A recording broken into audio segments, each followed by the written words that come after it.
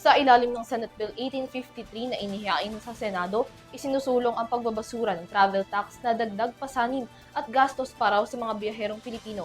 Nagiging sanhi raw kasi ito para mapigilan ng mga Pilipino na maglakbay sa iba't ibang bahagi ng bansa dahil sa taas ng buwis na sinisingil lalo na sa mga nasa economic class lamang.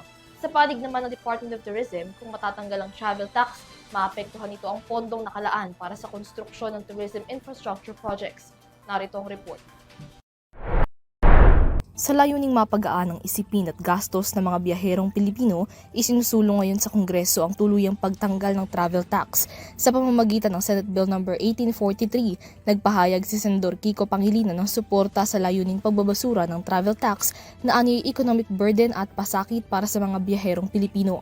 Sa ilalim ng Presidential Decree No. 1183 at Tourism Act of 2009, 2,700 pesos ang fixed tax charge sa first-class passengers habang 1,620 pesos naman ang travel tax para sa economy class.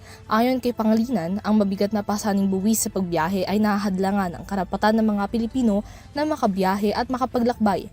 Sa pamamagitan aniya ng pagpapababa ng international costs, mapasisigla rin ang passenger volume, mapatataas ang paggasto sa transportation, accommodation, food and services at may positibong epekto sa ekonomiya ng bansa. Dagdag niya pa, dapat nang maisama sa pondo ng Department of Tourism para sa Tourism Infrastructure and Enterprise Zone Authority ang budget para sa mga programang isinusuportahan ng travel tax. Noong nakaraang linggo, nauna nang naghain si House Majority Leader at Ilocos Norte Representative Sandro Marcos ng similar na panukalang batas para sa pagbuwag ng buwis sa pagbiyahe. Kabilang na rin ang pag-abolish ng travel tax sa mga priority measures ng Legislative Executive Development Advisory Council o LEDAC. Sa panig naman ng DOT, nauunawaan ng ahensya kung nakikita ng mga mambabatas na kailangan ng buwagin ng buwis sa pagbiyahe.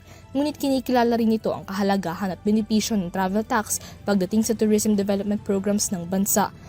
Ayon kay DOT Secretary Maria Cristina Frasco, malaking porsyento ng travel tax ay inilalaan sa pagtatayo ng mga tourism-related infrastructure bukod pa sa iba pa mga programang nakasentro sa pagpapaunlad ng turismo ng bansa. Una po, yung travel tax is a creation of law by way of the Tourism Act of 2009.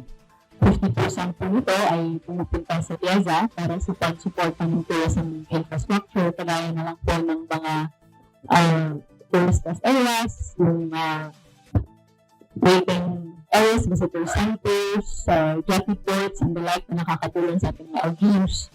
At 40% po nito ay pumupunta sa pag-suporta ng tourism education kasi napupunta siya sa Commission on Higher Education.